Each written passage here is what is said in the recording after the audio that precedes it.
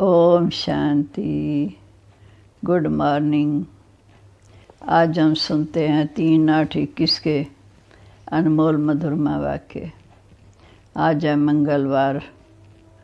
प्यारे बाबा हमारी मनोकामना पूर्ण करते हैं। बाबा कहते मीठे बच्चे, बाप की याद प्यार लेनी है तो सर्विसेबल बनो।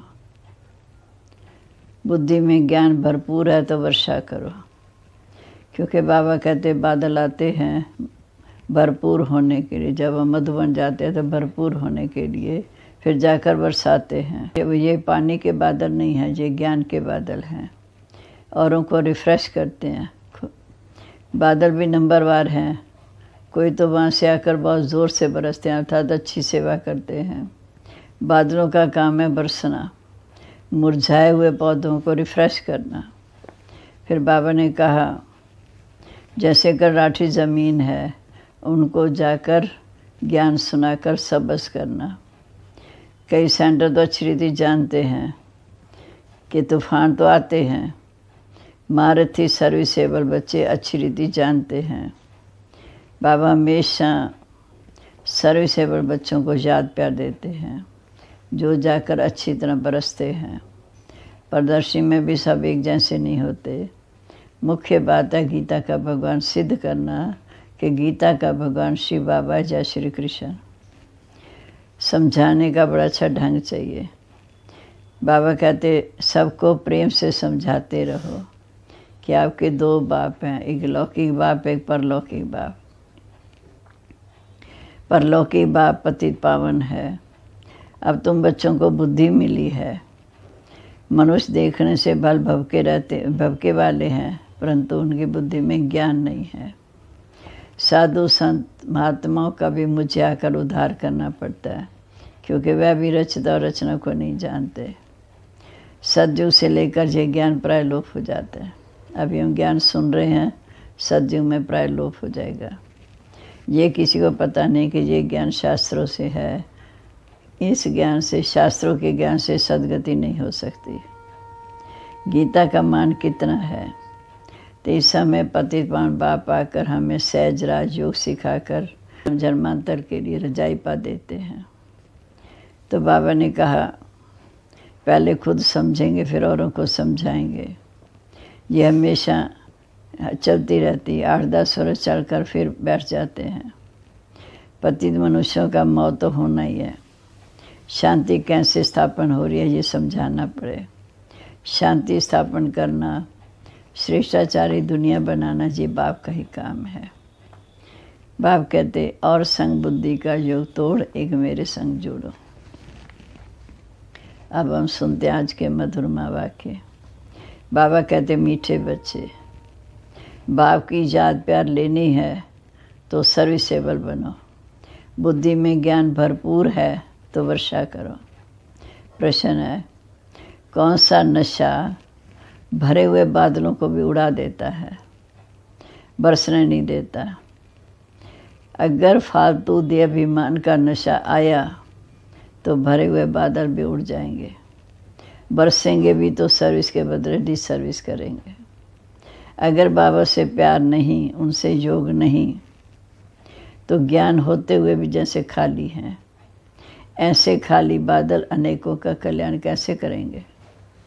ओम शांति। थोड़े बादल बचे हैं। जैसे बरसात जब कम हो जाती है तो सागर के ऊपर बादल नहीं होते, ठंडे हो जाते हैं, वैसे यहाँ भी ठंडे हो जाते हैं। बादल उनको कहेंगे जो रिफ़्रेश हो, जाकर वर्षा बरसाए, अर्थात ज्ञान धन से रिफ़्रेश हो, फिर वहाँ जाके सबको ज्ञान सुनाए। अगर कोई बरसात नहीं करते तो उसको बादल थोड़ी कहेंगे। ये है ज्ञान बादल, वो है पानी के बादल। ज्ञान के बादल आते हैं, मधुबन जाते हैं जब सीज़न होती है, रिफ़्रेश जाकर औरों को रिफ़्रेश करते हैं। बादल भी नंबरवार होते। कोई तो बहुत ज़ोर से बरसते हैं। बादलों का काम है बरसना और मुरझाए हुए पौधों को रिफ़्रेश करना। जिनमें पूरा ज्ञान है वह छिपकर नहीं बैठते। उनको बाबा का डायरेक्शन भी नहीं चाहिए। है ही बादल, आते हैं भरकर बरसने के लिए। जहाँ देखो कर्राठी ज़मीन है, जाकर सब्ज़ करना चाहिए, ज्ञान बरसात करके सब्ज़ हरी भरी करनी चाहिए। महारथी बच्चे तो सब सेंटर्स को अच्छी रीति जानते हैं, कौन सा सेंटर ठंडा है, किस सेंटर को जास्ती तूफान आते हैं। महारथी सर्विसेबल अच्छी रीति इन बातों को जानते हैं। बाबा भी हमेशा कहते हैं सर्विसेबल बच्चों को याद प्यार, अच्छे बाद सर्विस पर जाएंगे। प्रदर्शनी में भी कोई सब एक जैसे नहीं समझाते। मुख्य बात ये है कि गीता का भगवान निराकार शिव परमपिता परमात्मा शिव है, ना कि साकारी श्री कृष्ण। समझाने का बड़ा अच्छा ढंग चाहिए। सारा दिन यही ख्यालात रहने चाहिए कि सबको जाकर जगाएं। सब इस समय घोर अंधकार में पड़े हैं। सबको प्रेम से समझाते रहो कि तुम्हारे दो बाप हैं, एक हद का बाप, दूसरा बेहद का बाप। बेहद के बाप को ही पतित पावन कहते हैं। अब तुम बच्चों को बुद्धि मिली है। दुनिया के मनुष्य देखने में भल भवके वाले हैं, परंतु समझते कुछ नहीं। बाप खुद कहते हैं इन साधु नाम वालों का भी मुझे आके उद्धार करना है, क्योंकि वह भी रचदा और रचना को नहीं जानते। सज्जू से लेकर ये ज्ञान प्राय लोप हो जाता है। सज्जू से लेकर ये ज्ञान प्राय लोप हो जाता है, परंतु ये किसी को पता नहीं। शास्त्रों में ये ज्ञान है नहीं, उससे किसी की सदगति भी नहीं हो सकती। गीता का मान कितना है, परंतु वो तो है भक्ति मार्ग। बाप तो पतित पावन है, वो इस समय आकर हमें राजयोग सिखाते हैं। तो ज़रूर रजाई के लिए नई दुनिया चाहिए, तो बाप आकर राजयोग सिखाएंगे। ये भी अभी तुमको मालूम पड़ा है। जिन्हों को कल पहले समझाया होगा उनको अभी समझाएंगे, फिर समझेंगे। ये लड़ाई तो कोई वो नहीं है, जैसे हमेशा चलती आई। 8-10 वर्ष चलकर फिर बंद हो जाएगी। ड्रामा सर बम जो बने हैं वह कोई रखने के लिए तो बने नहीं। पतित मनुष्यों का मौत होने बगैर सतयुग आएगा नहीं। शांति कैसे स्थापन हो ये भी समझाना पड़े। शांति स्थापन करने वाला, श्रेष्ठाचारी दुनिया बनाने वाला, ये तो एक बाप का काम है। बाप कहते और संग बुद्धि का जो तोड़ मुझ संग लगाओ। देह से जो कुछ देखने में आता है इन सब से तोड़ा वापस जाना है, तो घर को भी याद करना है। अभी तुम समझते हो ये मृत्यु लोक है। इस मृत्यु लोक में जाने के लिए अमर कथा सुन रहे हैं। देवताओं को कहा जाता है दैवी गुण वाले मनुष्य, यहाँ तो एक भी हो न सके। कृष्ण के लिए भी देखो कितनी गिलानी लिख दी, कुछ भी बुद्धि में नहीं आता। अब तुम बच्चों को अच्छी रीति पुरुषार्थ करना है, दैवी गुण धारण करने हैं। दैवी गुण किसको कहा जाता है वह भी समझाया जाता है। संपूर्ण निर्विकारी भी ज़रूर बनना है। दैवी गुण धारण करने हैं, संपूर्ण निर्विकारी बनना है। यह है मुख्य पहला गुण। जहाँ तहाँ तुम देखेंगे पवित्र के आगे अपवित्र माथा टेकते हैं। सतयुग में अपवित्र, वहाँ मंदिर होते नहीं। फिर जब पुजारी बनते हैं तो मंदिर बनाते हैं। जो पावन थे वही पतित बनते हैं। ये है बहुत जन्मों के अंत का जन्म। बाप कहते इस पुरानी दुनिया को, पुराने शरीर को भूलना है। इस पुरानी दुनिया को अब ख़त्म होना है। इसे खलास होने में देरी नहीं लगेगी। ये पुरानी दुनिया, धन दौलत माल मलकियत सब गई के गई। थोड़े रोज़ बाकी बचे हैं। दुनिया में थोड़ी किसी को पता है कि पुरानी दुनिया ख़त्म हो जाएगी। तुम सुनाते हो, परंतु जब विश्वास भी बैठे ना, भगवानुवाच, जब ये समझें तब बुद्धि में बैठे। बाप तुम बच्चों को कहते हैं मीठे बच्चे, अपने को आत्मा समझ मुझ बाप को याद करो। बच्चे जानते हैं कि बेहद का बाप हमें राजयोग सिखा रहे हैं। वो है सब आत्माओं का पिता। स्वर्ग में सभी ब्रदर सुखी थे, कलयुग में सभी ब्रदर दुखी हैं, सभी आत्माएं नरकवासी हैं। सिर्फ आत्मा नहीं होगी, शरीर भी तो चाहिए ना। अब तुम बच्चों को आत्मवानी बनना है, इसी में मेहनत है। ये कोई मासी का घर नहीं है। ये अवस्था पक्की तब होगी जब पहले से निश्चय हो कि स्वयं परमपिता परमात्मा में पढ़ाते हैं। शिव बाबा आते हैं इस शरीर द्वारा पढ़ाने, हम भी शरीर द्वारा सुनते हैं, धारण करते हैं। संस्कारों अनुसार एक शरीर छोड़ दूसरा धारण करते हैं। जैसे बाबा लड़ाई वालों का मिसाल देते, लड़ाई के संस्कार ले जाते हैं, फिर उनमें आ जाते हैं, वही संस्कार लड़ाई वाले रहते हैं। अब बाप के संस्कारों को भी तुमको मालूम है कि निराकार बेहद का बाप क्या क्या संस्कार हैं। वो मनुष्य सृष्टि का बीज रूप है, पतित पावन है, ज्ञान का सागर है। वही आकर पावन बनाएंगे। बाप कहते हैं माँ में कम याद करो तो तुम्हारे जन्म जन्मांतर के विकर्म विनाश होंगे, नहीं तो बहुत सजाएं खानी पड़ेंगी, पद भी कुछ नहीं मिलेगा। बाप तुम बच्चों को कहते हैं कि अपने को आत्मा समझ, मुझ बाप को याद करो। बच्चे जानते हैं कि बेहद का बाप हमें राजयोग सिखाते हैं। वो है सब आत्माओं का बाप, सब ब्रदर्स हैं। स्वर्ग में तो सभी ब्रदर सुखी थे, कलयुग में सभी ब्रदर दुखी हैं। सभी आत्माएं नरकवासी हैं। सिर्फ आत्मा तो नहीं होगी, शरीर भी साथ होगा। अब तुम बच्चों को आत्म अभिमानी बनना है, इसी में मेहनत है। ये कोई मासी का घर नहीं, आसान बात नहीं। ये अवस्था पक्की तब हो जब पहले ये निश्चय हो कि परमपिता परमात्मा हमको पढ़ाते हैं। शिव बाबा आते ही शरीर द्वारा पढ़ाने, हम भी शरीर द्वारा सुनते हैं, धारण करते हैं। संस्कारों अनुसार एक शरीर छोड़ दूसरा धारण करते हैं। जैसे बाबा लड़ाई वालों का मिसाल देते, लड़ाई के संस्कार ले जाते हैं तो फिर उसमें आ जाते हैं। अब बाप के संस्कारों का भी तुमको मालूम है कि निराकार बेहद के बाप में क्या संस्कार है। वह मनुष्य सृष्टि का बीज रूप है, पतित पावन है, ज्ञान का सागर है।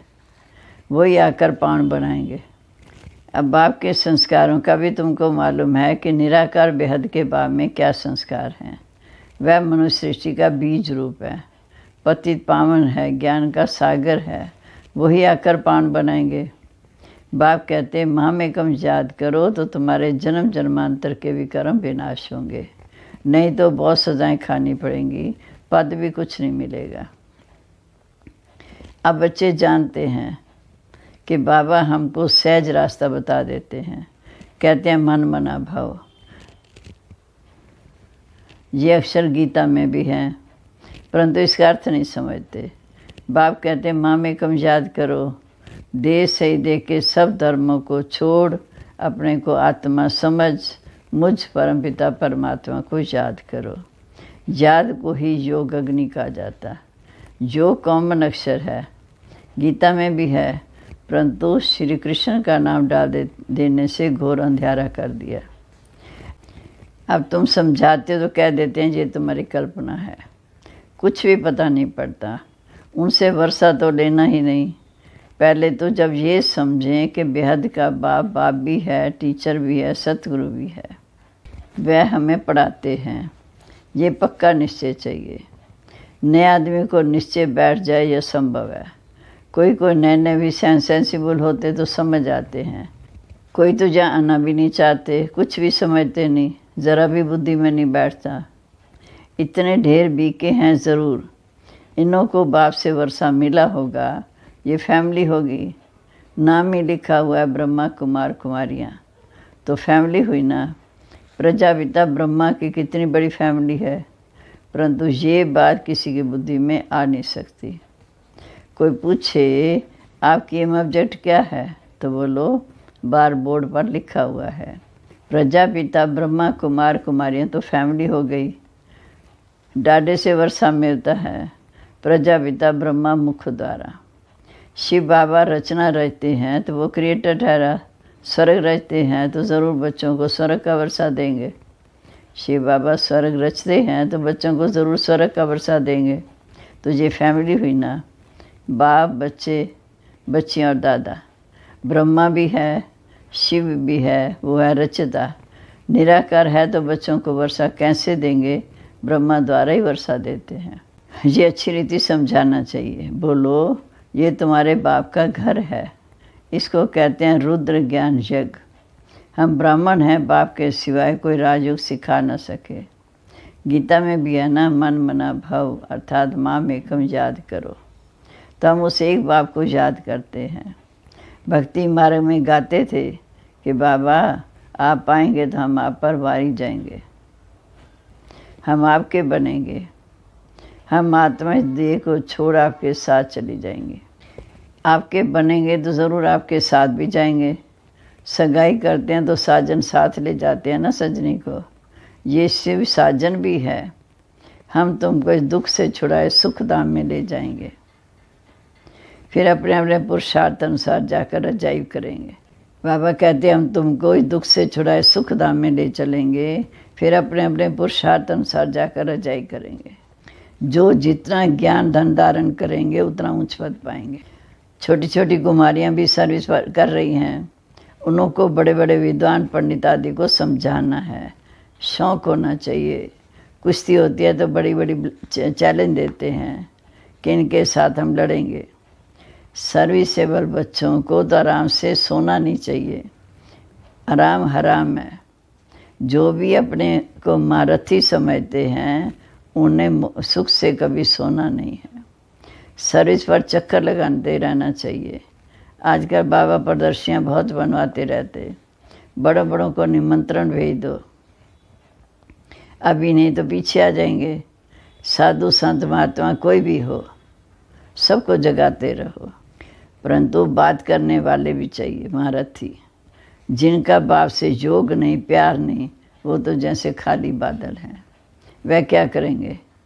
ये तो जानते हो पढ़े हुए क्या ज्ञान पढ़ भरी ढोएंगे। हर एक खुद तो समझ सकते हैं तुम कहाँ तक पढ़ा हुआ हूँ। सर्विस करके दिखाता हूँ। अगर बादल भरा हुआ है तो बरसे नहीं तो बादल ही किस काम का। अगर बादल भरा हुआ है और बरसे नहीं तो बादल ही क्या काम का।